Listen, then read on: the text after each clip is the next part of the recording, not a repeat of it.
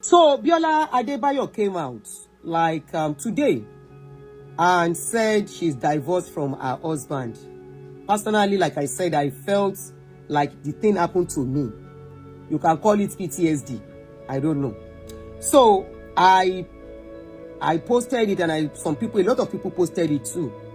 And I was seeing some people, somebody now mentioned that the husband was once married, that she did not ask enough questions. You meet somebody that toasted you. It is whatever they tell you, no matter the investigation you want to do on your own. If they don't want you to know, you cannot know. Number one. Number two, we are all human beings, okay? We are women, especially. Let me talk to us women now. And for men who don't understand us, and this is why men take us for granted. Men know this, but we women, we don't know. Except when we don't chop breakfast very well, we become smarter. When we are in love, a man is talking to us. A man, number one, a man that is an abuser will not show you saying be abuser when they toast you. You will be seeing the best of them, especially people that are abuser. I'm not saying Biola's husband is abuser now. Please, don't get me wrong. There are two sides to every story. Biola has not told us the reason why they broke up. We just know they broke up. So at this point, we are not judging, we are not apportioning blame.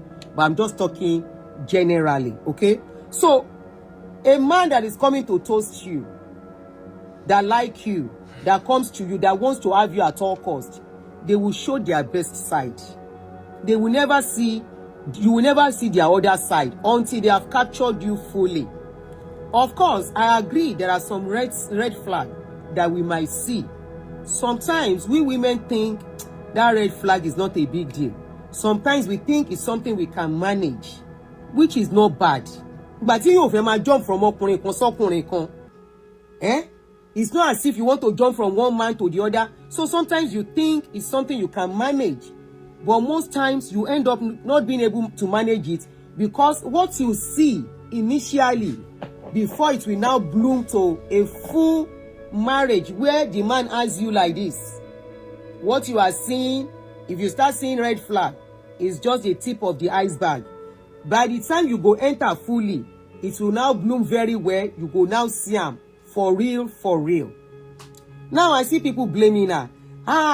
She know that the man was once married to somebody. Why did you not ask questions? Bridget, how are you? Why she don't ask questions? She must have asked questions.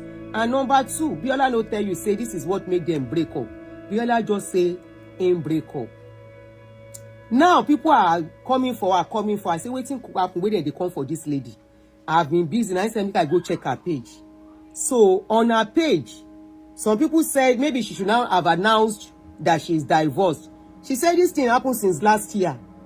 Many of you are still assuming she's married. You don't want her to move forward. Biola will not marry another husband if she keeps deceiving herself or deceiving the public that she's still married.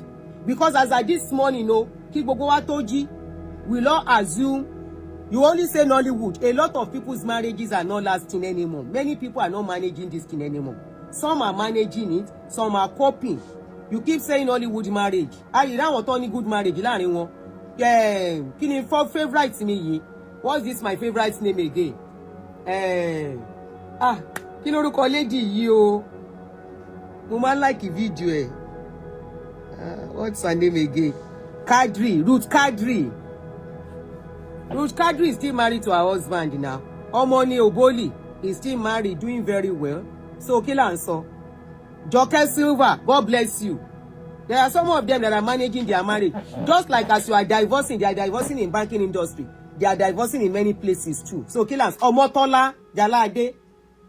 I still saw Omotola and her husband. I was like, wow. No matter what you say about them, at least they are doing well with their husband, managing themselves. No marriage is perfect. Mide, God bless you, Jere. Thank you. Mide Martins is there. One titi. At a point, Ohun náà sá lọ, ó tún sá dàgbà sọ́dọ̀ ọkọ ẹ̀. So what are you saying? Then in Nollywood, all these Nollywood actors, they cannot keep marriage. Me, I'm not in that field. I don't believe in all that.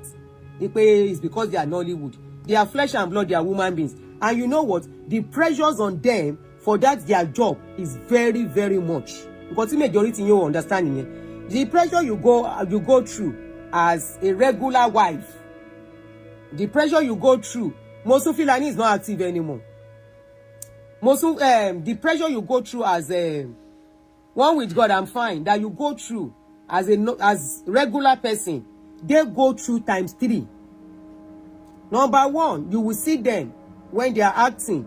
It's not easy for their husband to be looking at them. Come and kiss them, come and shake boy. Even though the husband know that is what they were doing. Konto fair one. Sharing content creator tan ṣe yìí. Lásán, is not many men that can manage it too. Kele mo wípé there are some things you want to do as a woman. It's like people working in the bank too.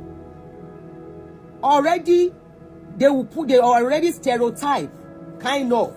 Wípé because of the job they do, there will be suspicion and everything. So if their partner, either man or woman, cannot manage it, there will be problem. Look at the case of Odunlade lẹ́nu ọjọ́ mẹ́ta yìí. I have been seeing people carrying Odunlade's video up and down that he went to marry a plain woman. Odunlade mọ nǹkan tó ń ṣe. Ṣé kó lọ fẹ́ ni tó jájú kí marriage ẹ̀ dàrú?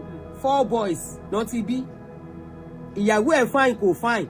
Monkey no fine. His mama like her. His husband self like her. Ló bá tán. Ina say Odunlade wife no fine. The husband like him like that. What is not fine in your eyes is fine in the eyes of any other. Is fine in the eyes of somebody else. She no put makeup. She no put bone straight. She no do kini gbogbo kini ta man le mo eke àti kini makeup ten ṣe yẹn. She no do contour. She no do red lipstick. She no wear earring. Don't look at her. If you look at her, if she go and put makeup now, you will see another person. To me, she's a beautiful woman. She doesn't like earring. That is her choice. She likes the clothes that will cover her body. That is her choice. So, Odunlade like him thing like that. He like him. He wants peace of mind for himself. He chose the woman. I don't hear any scandal. I don't hear any scandal. They are managing themselves. Now, so Nigeria see they abuse them and say, If I want people yile tori Ọlọ́run. They brought another video. They say some women, they do like this with Odunlade. Odunlade mọ nǹkan tó ń ṣe. Odunlade kò bá máa bá wọn sùn. Wọ́n bá gbèdì wọn lé, àwọn náà gbèdì lẹ̀ fún tó fi máa bá wọn sùn. Ìyàwó ẹ̀ tó wà nílé kò ló affect òun kí wà ń ti yín. Kí n ti yín? I don't see the wife fight her husband. Nigerians now brought another video. They say one actress carry iwájú. He carry iwájú, he begin do like this. They come dey circulate the thing and say egba mi. Ẹ ṣá fẹ́ break marriage Odunlade.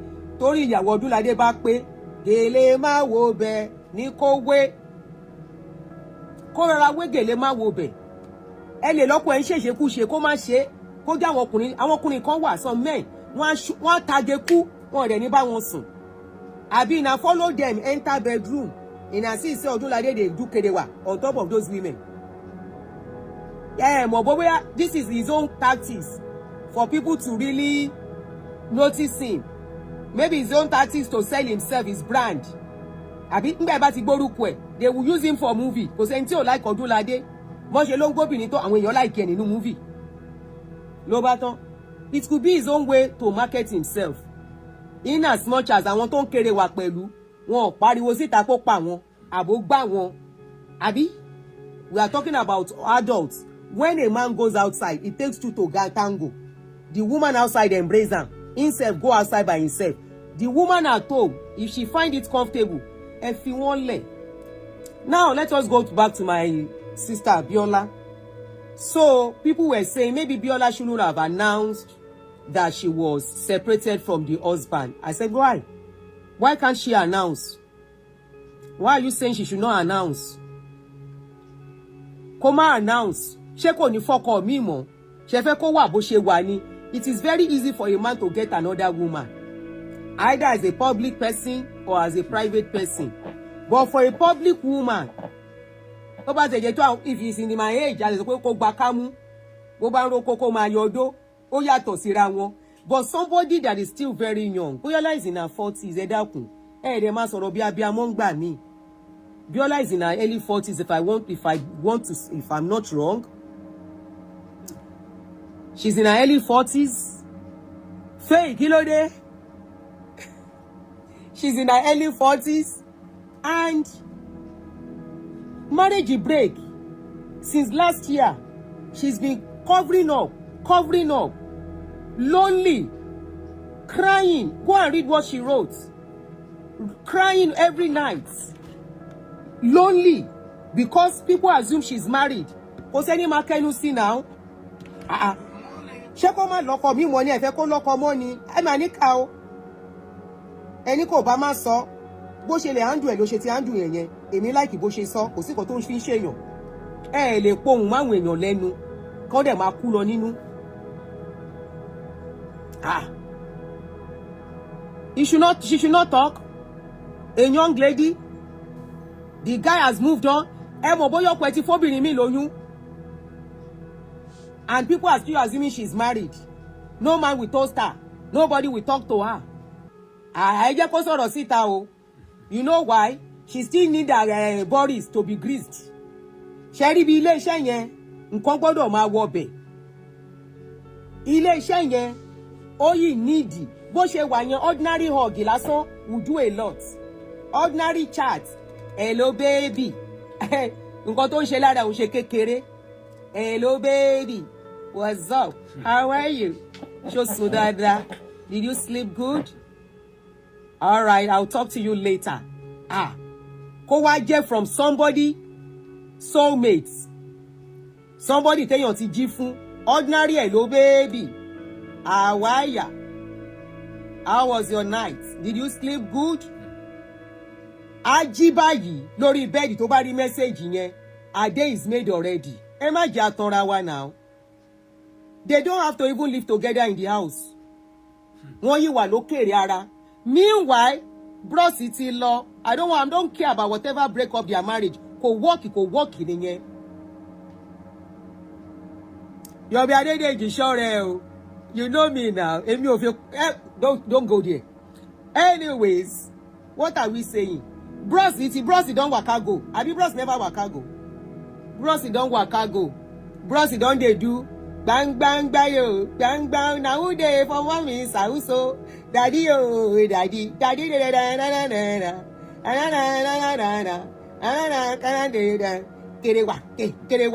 Kerewa. Bros is already doing kerewa. Ẹ má tanra yín. Kí ló dé? Obìnrin wáyé ìyá ni. Kò ń pé ọkùnrin náà. Kò ń pé ọkùnrin rárá. And she was able to maintain that solo for a year and 2 months. She said since last year April. Not to separate. Tony Kaluku ti lọ. She only kept it and made it private. Just like the husband deserve happiness. Èmi máa ń sọ tí ò bá work. You all know me. If you see that it's not working, instead of buying yourself there. Ta ló sọ pé mo ní cold? My cold don go. Instead of buying there and living miserable. Ayé ti lajú ju gbogbo yẹn lọ.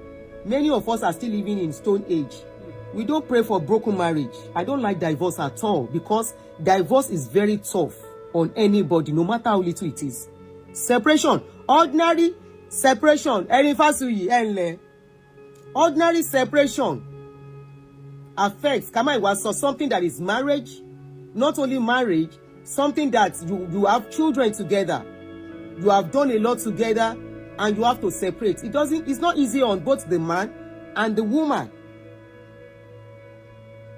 But one thing is that I will tell you, men, they may not love the next person they move on to. They might still be in love with their ex, but they easily see somebody to, to console and to keep as a palliative. Is it palliative? As shock absorber. To move on until they heal up easily later. But for a woman, why many women are bitter today is because some of them, since they left their ex, hello, or the one they will see is the one that whether they will toast them, they will use the GBT of Sele and still use GBT of cash. But for men, as they are gisting with this one, they are gisting with another one. They don't have to love all those people. Wọn love wọn, but they are gisting. They are seeing some people to occupy and talk to. Kí ló ṣe Biola tẹ́ ló wá sọ wípé why should she come out to talk? So you want her to keep quiet for the next 5 years, and you will think, bring it aside, thank you.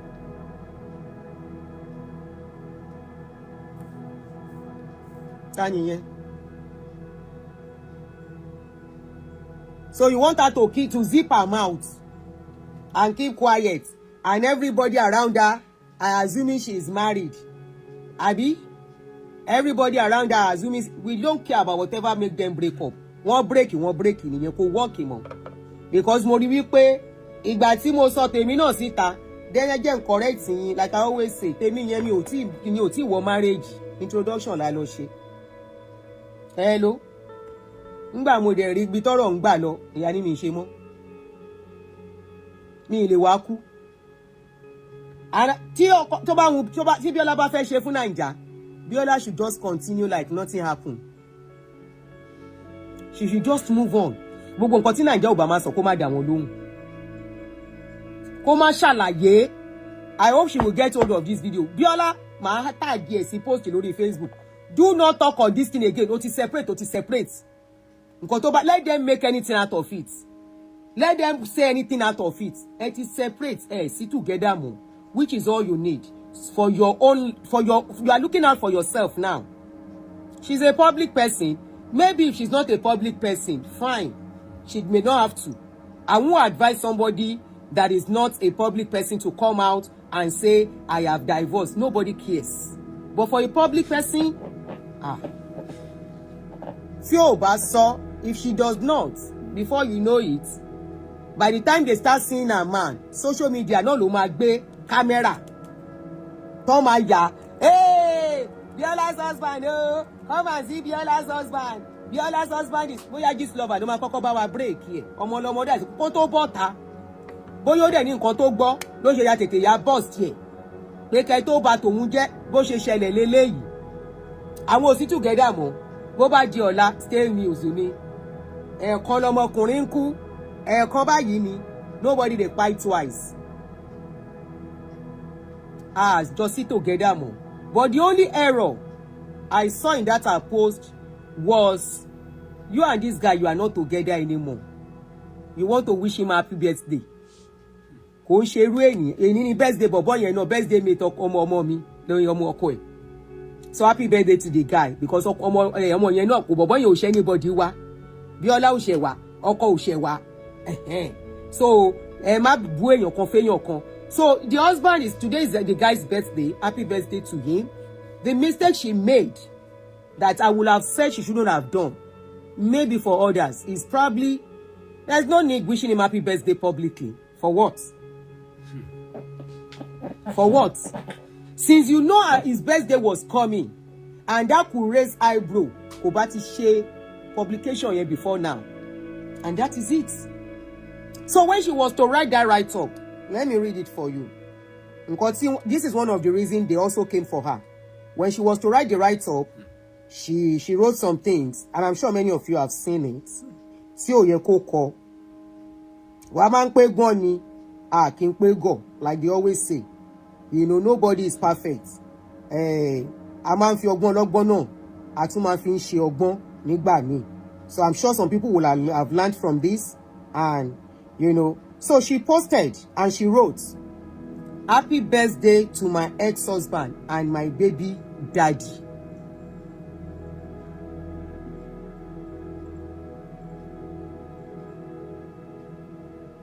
Kò ní ìdè. Kò ní ìdè. Somebody said maybe she was catching cruise. You can't use that kind of a thing, catch cruise.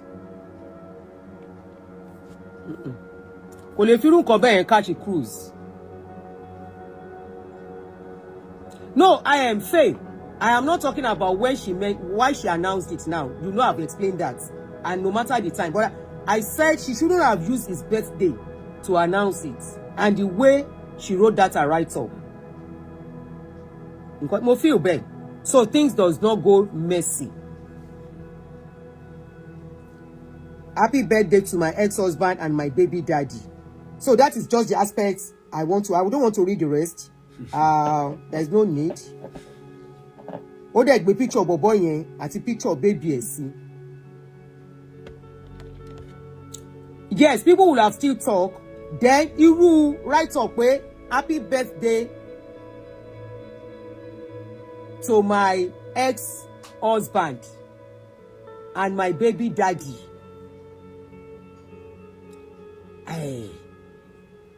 I don't know. I personally, you know, this is my own personal opinion. So maybe you think it's okay. Somebody said, I think she should have kept the write-up minimalistic. It was too emotional. The thing is that internet doesn't care. They are just entertaining people. You think internet don't care? Until they will bring it out one day again.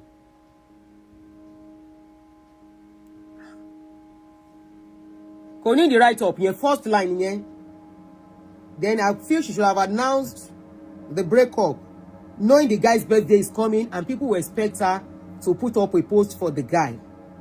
Because I'm sure some people know the guy's dates. If they parted peacefully, finish Imole.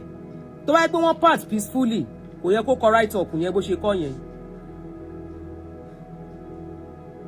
Cannot part peacefully. Kò yẹ kó kọ bó ṣe kọ yẹn pé my ex-husband and my baby daddy. Àbí ṣé baby daddy no máa ń pè wọ́n. All she needs to do, send him message, and if you still think you owe him if you think you still need to post him. The guy was not at Abiola's mom's burial. Me, I didn't follow all that. Me, I know they follow people's personal lives, except something that comes to social media. I don't. Because I feel everybody have the right to live their life. So I don't follow. So anything you see me carrying as something with it, that's why I go for something that is trending. Somebody said it was there. Oh.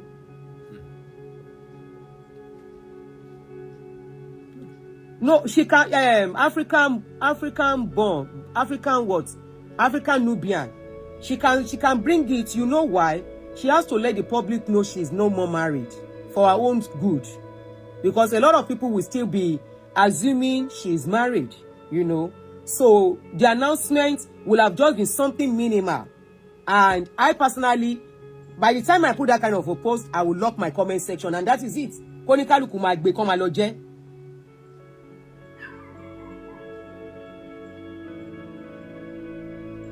Konikaluku magbe koma loje.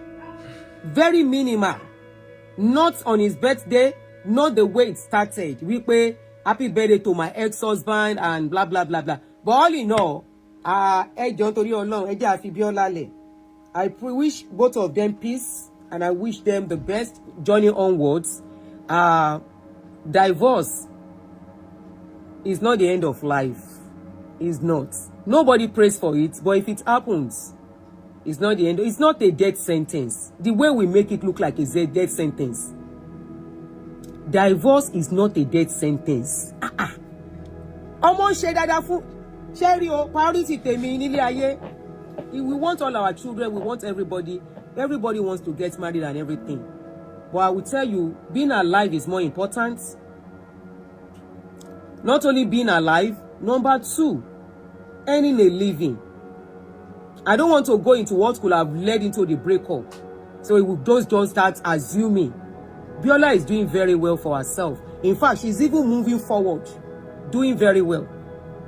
I'm sure before she came out to talk, she's already even healed. Otiwa okay, koto soro. It's over a year. She must have accepted whatever has gone on. She must have adapted to it, and Sele, move on, Lokun. It is not a death sentence.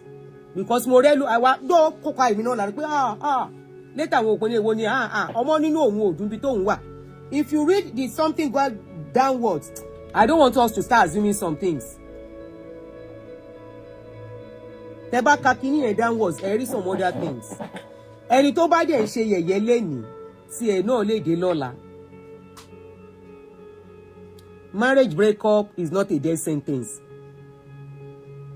And it's not something to say, I know it will not last. I saw them. I saw the sign. She was once married. He was once married. Divorcee. If somebody divorced, they should not remarry. Hello? Because I saw some people even say, maybe she know he was once married. And the guy too knows that Biola was once married. They found themselves and they say, no, what we saw we wanted is not what we are seeing. Ó ṣe jẹ́ pé society wa is the society whereby people expect you to buy inside a marriage you are not happy in. Staying where you are not happy, you are buying yourself gradually. You can't even live a fulfilled life that you want for yourself. You can't. Biola is very busy. Iṣẹ́ ọwọ́ lè obìnrin ò gbọdọ̀ máa ní. And I'm not saying the guy has done bad so torí mi mọ̀ nǹkan tó ṣẹlẹ̀ láàrin àwọn méjèèjì o. I'm not saying whether the guy did anything bad. I am talking woman to woman now. Let men to men talk. I am talking woman to woman and woman to woman. Tí divorce marry wáyé. And I love what she did. Ìgbà tó rí bọ́rọ̀ ṣe ń lọ tó lọ ṣe surrogacy. Very beautiful thing. This is one of the things that even made me start focusing on her. Tí mo fi ṣe show fún pé ó ṣe gan for doing that video. That this will really help a lot of women. That was when I was still talking about pastors. How pastors deceive people. How pastors make people feel they are the one getting people pregnant. I say, thank God, people like Biola can come out and speak and liberate many women. Because I know the damages all these pastors have caused in the lives of women. Many women today, níbi tó wà, pastor ló fà. Many had bad marriages because of pastor. Many are childless today because of pastor. Many, they've never even tasted what is called marriage because of pastor. So I was happy when she came out. I said, yeah, we are getting somewhere as a people. Good. And now we can see people are embracing it openly. It was after I came out. She already had her own children. And she said she wanted more children. But she couldn't carry it. And she got somebody to carry the baby for her. And she said it proudly. So that's Nancy Ume. Thank you.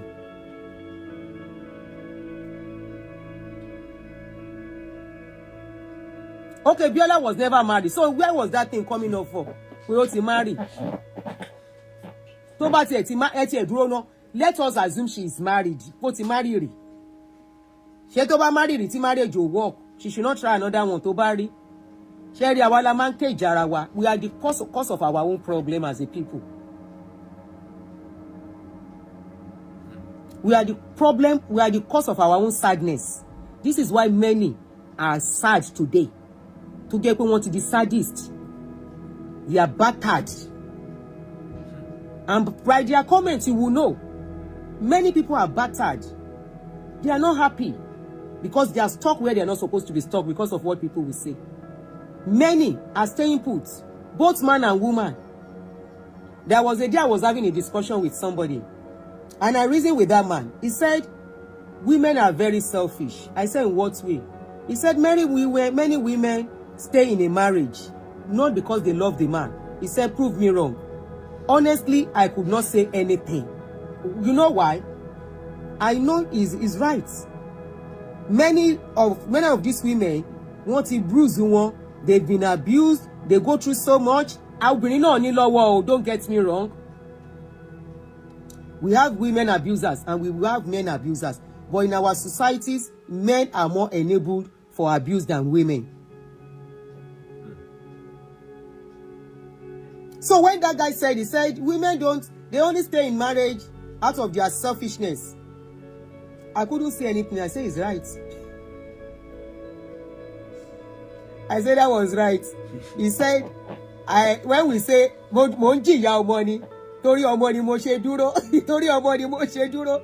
He said, is it true? I said, yes now. He said, no. It's because you people don't want to go and start taking care of the children alone. I said, and it is true. And I say, this is the reason why when you get to a stage, it is very easy for women to work out. Ìgbà yẹn ló máa rí kóbìnrin sọ pé mi ò lè wá kú síbí mo ti rọ́rọ́rọ́rọ́ gbogbo wàhálà tó ti fomi ṣe látọjọ́ yìí ó ṣe tó mò ń lọ by then mo ti dàgbà. So I know the guy was right. So many that are staying put lè máa abuse obìnrin kó jókòó sábẹ́ kó máa ṣe I love you fún ẹ or máa ní kó latan á latan fún ẹ wàá wá rò pé onífẹ̀ẹ́ irúfẹ́ òfò nìyẹn irúfẹ́ òfò wo nìyẹn. This is why they remove shock in the legs of many men. Why are your shock lẹ́sẹ̀ yín gbà tẹ̀ ready tẹ̀ expect? Of course many of you are getting married. Ẹ má jẹ́ n sọ̀rọ̀ kó má dà pé ọkùnrin ni mo fẹ́ wá sọ̀rọ̀ sí. Àmọ́ kan tó ṣẹlẹ̀ sí Biola àtọkọ ẹ̀ so mi ò fẹ́ really sọ̀rọ̀. Mi ò fẹ́ sọ̀rọ̀ púpọ̀ on the aspect of the guy, and I hope they will just keep silent. They shouldn't say anything to the public or address the issue again. Kò sí point. Anything to ban anybody can assume, can conclude, can cook together. They are not the first person to separate, neither will they be the last. Kí la ti ẹ̀ ń sọ. As we were still talking of their own. You know that senator.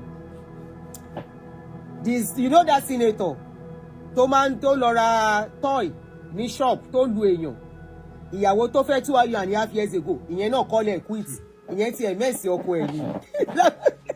Kólá máa ṣe nǹkan. We are just starting June. Kí ni gbogbo eléyìí? That one said, let me read what she said. Social media. Social media. So don't say the Biola is bringing everything to social media. Biola is a public person. She has to clear that angle. So that's about Biola. Now let me just read what that person say.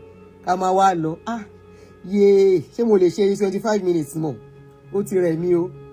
Okay, this person said to her husband, Ishaku, thank you. Baba wèrè níyàwó ẹ̀ yẹn. Ọlọ́run ló mọ̀ nǹkan tójú ẹ̀ rí. Only thank you for the 2.5 years we spent. We both tried, but we are better off apart.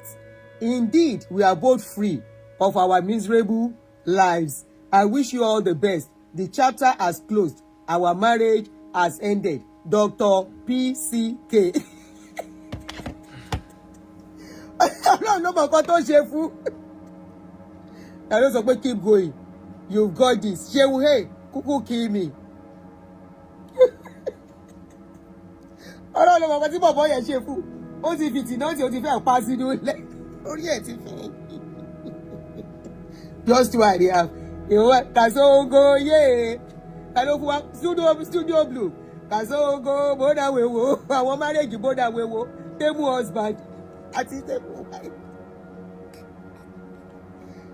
You see, honestly, if anybody, if you are going to marry somebody that is actually a divorcee, either a man or a woman, please take your time. Honestly, I will tell you, don't allow them. Either the woman, don't allow her to rush you.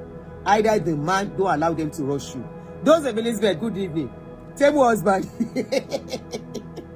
Table husband àti table wife. Àbí sùúrù lọ́rọ̀ marriage tá rí nsìn. You know, this thing has been happening. It's just because social media is there for us to see a lot of things going on. And please, if you are a young person here, I'm going to leave this with you. If you are a young person, you are watching this video, and you are seeing all these posts about marriages and all that. You know, marriage is for two people, right? If those two people are not ready to put in their best into that marriage, it is bound to break. If those two people are not ready to sacrifice for each other, it is bound to break. If those people are not ready to be responsible to each other, it is bound to break. If those people are not intentional in everything they are doing, putting themselves in the shoes of their partner before they do anything, they are bound to break. Now, I'm going to cite a very common example. A very common example. As a woman, no woman is going into a marriage and praying that that marriage should no woman is going into a marriage and praying that that marriage should break up. I am yet to see that woman, for whatever reason. So I am talking as a woman now. You go into the marriage, okay, the man has chosen you. You feel out of the many girlfriends, he decides to marry you, that is ready to settle down and be a man to you. Every man wants to be treated like a queen. Every woman wanted to be treated he wants to be treated as a queen. If you now marry the woman, most of the things that causes problems with us women is when a man starts cheating. If a man does not have much, we are ready to struggle it with that man. The moment a woman notices her husband is cheating, she can never be herself again, especially if it is consistent and constant. Now, let us now reverse the case.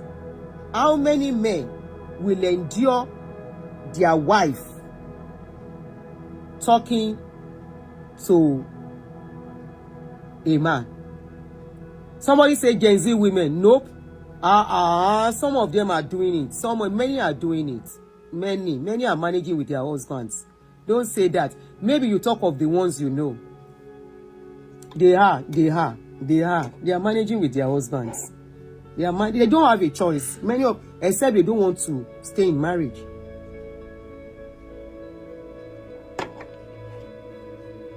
But you don't get money. They manage. Light up, how are you? And the next thing you want to do is to still continue to go up and down. The woman will not clap for you. Do you know how many men whose wife have cheated and still let her stay? Àwọn ọkùnrin ti win mi lórí case yìí o. So somebody said, K-boy said, but why do we have many DNA issues? Hold on, no. Yet women are not cheating, just curious. I want to pin your comments. K-boy, how many DNA cases do we have compared to men cheating? I agree. Some women are cheating, for real. I agree. And honestly, in this generation, it surprises me because we thought in our generation that women don't really cheat. Women cheat more than men lately. Now you are talking of lately. In my own generation, or probably because social media was not there, so let me not really say what I don't know. But I know I will talk for myself. Even before I got married, as boyfriend, girlfriend, I was committed to my own relationship. Even though my man, I had more than him. I have told my story. My followers on Facebook and YouTube know my story. And people who know me and the man, they know us very well on my page. That confirmed when I was talking. You know, my own generation, as a day, I know we marry men with nothing. They might be living in one room with one small TV, no carpets. We will marry that man and we start building together. You know, that was what I know.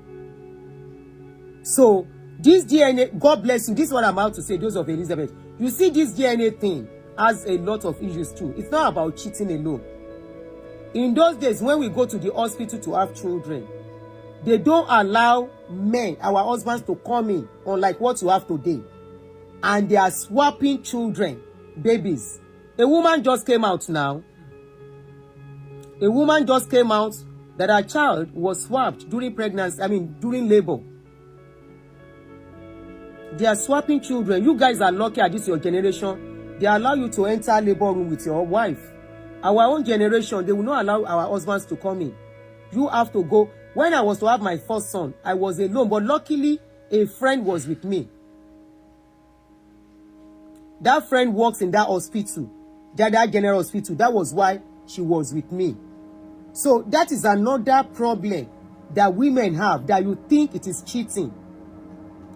Some of them do not even know the child is not theirs because they don't really do maternal DNA. It is now that maternal DNA is reigning. The only thing we used to have a few years ago was father DNA alone. But now, the only thing that can solve that kind of issue is if you think your child is not yours, don't just conclude. Your woman might not be cheating. You men are the one that is specialist in this cheating game. If you think your child is not yours, if you do DNA, let the mother do her own too. That child might not even be both of you. As long as you don't follow that woman to labor room. A woman in labor room going through something, she might not even know what is going on. She might not know. Now, cheating is one side. Abuse, unko. Abuse, unko. Women cheat past men. Okay. And letting now I know where they catch call meet all those women where they cheat. And when you see a woman that is not cheating, is either you are abusing that kind of woman. Now so one man talk, he say his wife they cheat. He say the men where don't sleep with his wife, when you know, then pass 4. And I say you stayed married to the woman. By the time he was divorcing the woman, he now met a woman that was not cheating. Now abuse make that one run from the man again.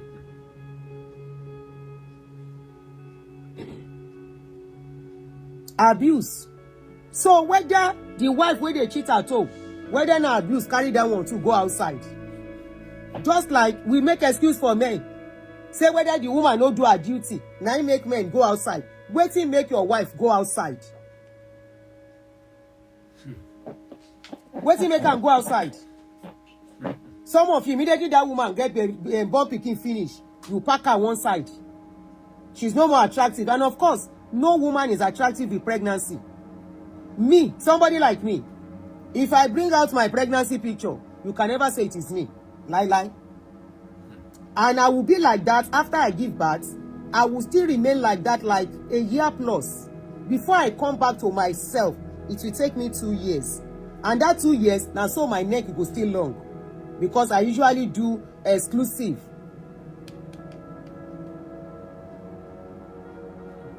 So, if you are talking about a woman cheating, wetin you do, the same way we dey ask women, say, you no give the man well, the man wants one style, you no give am, the man want this one, you no give am, you no cook enough for your husband, you no clean the house well, you no do this one well for your husband, you know now then they take care of man. I have seen cases where many of you abandon these women. I have spoken to a lot of people that will abandon their women and they are outside active. And you want that woman to remain like that. By the time she will go and collect advice, they say if that is what it has to do to keep your home, you say find one for one side now. At that time, you cannot stomach it as a man. What you have been dishing out to her. How can a man that doesn't want his marriage to break be wearing trousers and be putting belts when he wants to sleep just because he don't get another woman we born for him for outside? I'm not making cases for women, no, but I'm just saying what we know. And if I open this thing, make people enter, begin talk. I am not excusing paternity fraud, bad lover locks. Our own paternity fraud is not 100% the kind of paternity fraud they have here. It's not. Because here it will be very difficult to swap somebody's children here. But back home, it dey happen. It dey happen well. Not only that one, women will give birth and they go tell the woman say the pikin don't die. Give the pikin to another person wey go pay the doctor. Now today, it's not today now. So you can't rule that out too. When they go carry the woman pikin, whether somebody wey dey with her they look for boy and she born boy, then go transfer. Give her girl, give the person. You know how they do in labor room now? There are some labor room they go pack all of una there. Then your mama pariwo, tell mama sunkún. When you born, they go carry your pikin. You don't know where they carry your pikin go. Then go carry your pikin. Immediately you born, then go carry and they say they go clean them. You are not there. You can't even stand up. Doctor is still with you. They are still cleaning you up. And they will carry that child away from you and bring the child. Whether na white be your pikin, you don't know at that time. Whether na black. It is not like today, where if you are delivering, they allow people to enter with you. You go even carry camera. You go carry phone. You go begin record. Your husband will be there to rub your leg. Of course, it's been happening for some time. But that will be if you go to private hospital. Because that was what I did after my first child. I went to private hospital because of the way they treat people in general hospital. But when I was to have my own child, somebody was with me, a nurse that was a very close friend. She stayed with me because she works in that hospital in Lutz. So she was with me to make sure everything went well. They exchange children in Nigeria now. So what are we saying? What are we saying? What of a man starved and neglected What of a man who starved and neglected the wife for 15 years? Share and go share. Wetin the woman dey waste to do for 15 years? For 15 years? When leaving a cheating partner to end up with a cheater, how can we explain that? It's a personal decision. It's one of the reasons why some people will say they don't want to marry again, especially women. Wọn ò fẹ́ díkì mọ́. Because káwọn marry, káwọn tún kó wàhálà oní girlfriend, ó ṣe kíní kan síbí, ó ṣe kíní kan síbí. They don't want to do that. Anybody get to a certain age. This is why many men mess up their life. You get to a certain age, you just have to put that cheating habit aside. Wetin you wan do again wey you never do? Wetin you wan do again that you never do?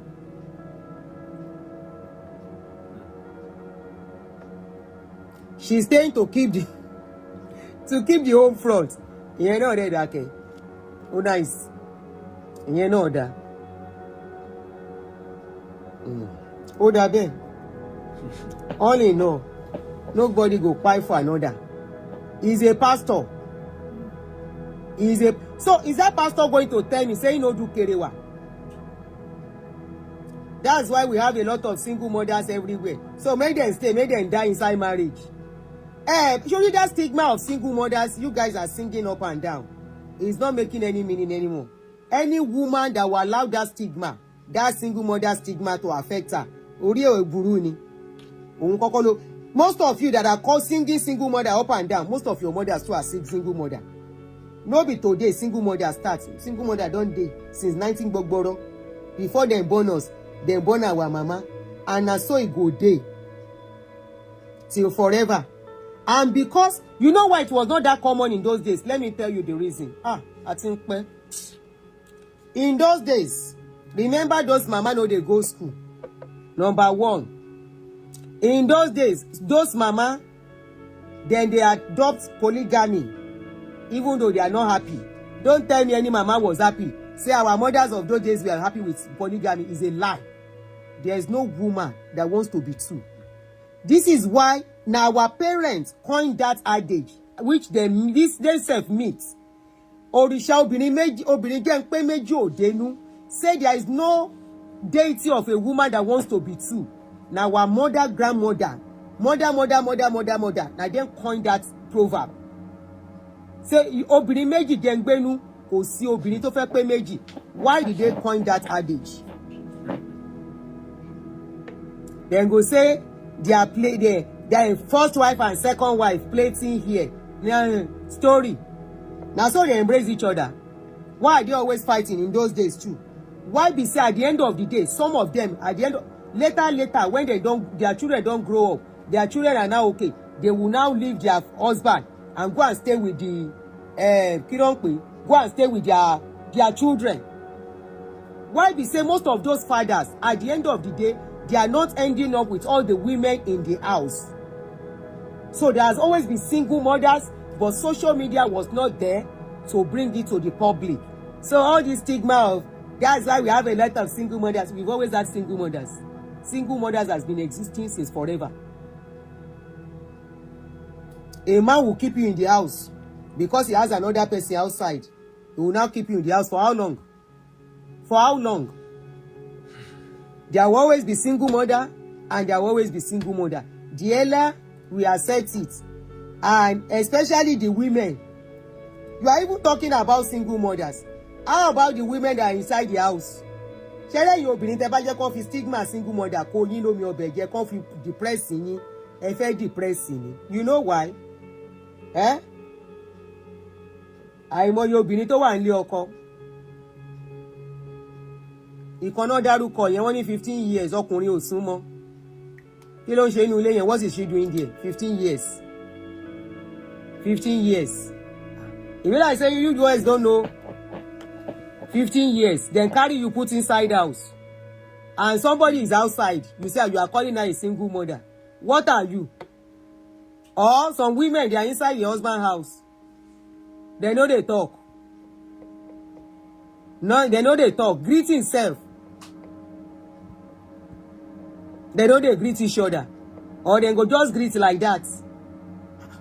Kí lẹ̀ ń sọ yìí gan? Mi fẹ́ máa sọ̀rọ̀ marriage bákan kó má máa discourage àwọn èèyàn. Shebi, we spoke about one yesterday where they wear uniform. You go see them wear uniform together. Meanwhile, they are not talking inside the house. But they are deceiving the church.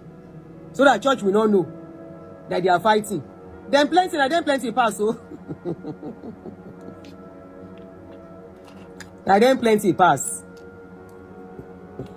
So if you want to talk about our father of those days, the only thing is that they made a lot of women parents.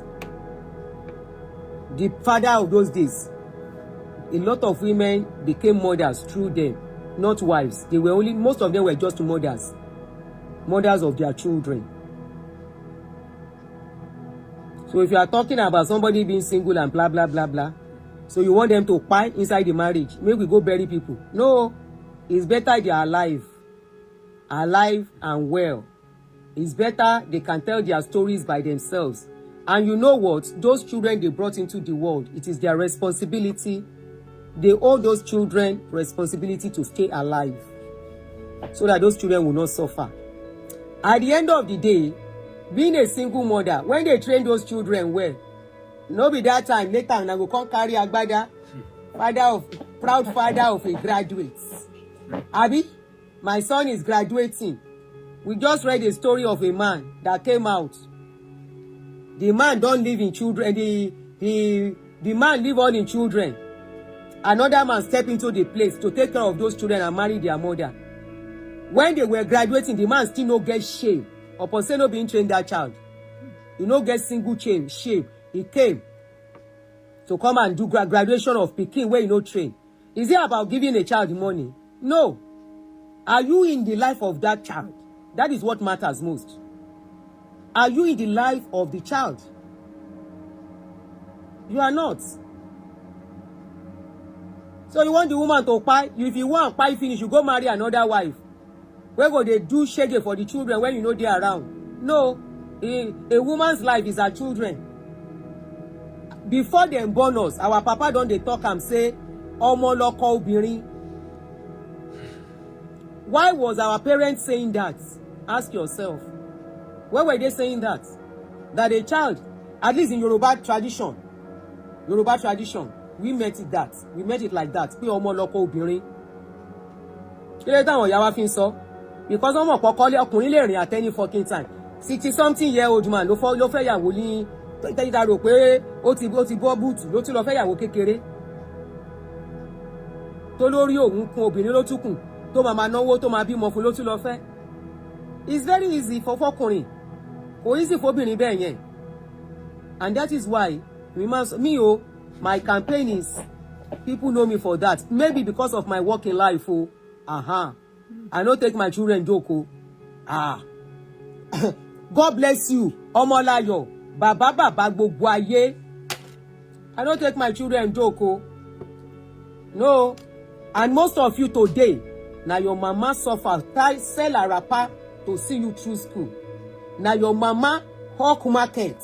Now your mama struggle, go borrow money here to make sure you be somebody. I'm not saying fathers don't do. Fathers do too. Some of you do not even have relationship with these fathers. Because many women too can say, we can talk the story.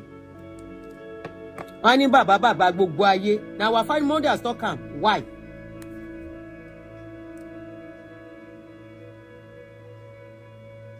Somebody said, Auntie Aduni, asked Barrister Olumide to tell you the story of a woman who contracted HIV from a runaway husband. She dey pray, say make husband come back, and her prayer was answered with HIV. That's another aspect. Any man wey sabi waka today, any woman wey dey do waka waka, you get wife for house, you get husband for house, you dey do waka waka up and down. Disease don plenty for streets, carry am. Obaja ma ku koko pare, ma pa partner èmi nìyẹn. Ma pa partner. So, if anybody is cheating, if you think going up and down is what is giving you joy, you are only doing yourself and destroying your life. Otiniyawo le kila nínú kila nto. Waiting there inside this thing as a married person that is matured. This is why some men, if you see men, when they do waka waka, they don't do waka waka before they marry. By the time they marry, but you see those men when they do waka waka, now people when they do waka waka when they're young, when they can't get opportunity, they will never stay in a place. Cheating is not good for a man, it's not good for a woman. This is why no wonder Father's Day is coming and we no feel am. It's always been like that and all over the world, unfortunately. Not about Nigerians alone. But we are feeling it here a little bit. At least in the store, you can see Father's gifts, Father's Day gifts, and Father's Day. There are still some fathers that they deserve gifts. Okay? And I always say even if you are separated from your husband, the man is doing his duty on his children. He deserves a Father's Day greeting from you. Because he's been a good father to his children. It's when there is separation and women become bitter that I don't really like. Okay? As long as, of course, if abuse is involved, it might be difficult for the woman. I don't work in the shoes. Especially this basketball abuse, the beating. It might be tough for the woman to forgive the man. But here, this thing is all over the place. And everybody is getting ready for the Father's Day weekend. So, but of course, we still know there are still women. Women don't drag that day with them. Emma drag it when you want Sele. If you want Sele. Because you always drag it. Happy Father's Day to me. I'm the one pulling it all alone. Atigo, you are pulling it all alone. Your day of joy is coming. Be pulling it alone. Your reward is coming. Emma Joro. Give your children love, irrespective. Give them love, show them love, give them time. If their father is ready to be in part of their life, allow them. You know why I say this? Allow these children to have balanced love. It's very necessary for their mentality. But Baba won wà láyé and he wants to be part of their life. Allow them.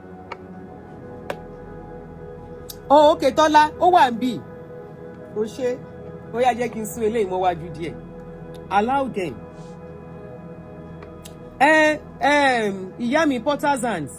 The fathers that do not care, do what you can. This is why I've been saying it. Pé generation yìí, they should not follow our own generation.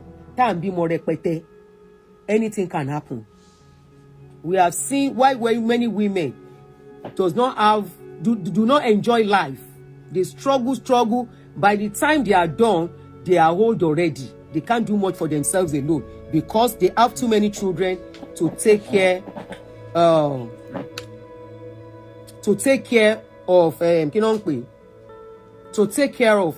They just use all their time to take care of children. These days, some errors have been committed in our own generation. We didn't have the opportunity of all these social media to use and educate ourselves. So, elomi akon bimo journey, bimo repete. By the time you are supposed to rest, and be waiting, So, here, just have what you can have. And if you have already, I always say, there is no sacrifice that you are making on your children that is not going to come back to you in double fold.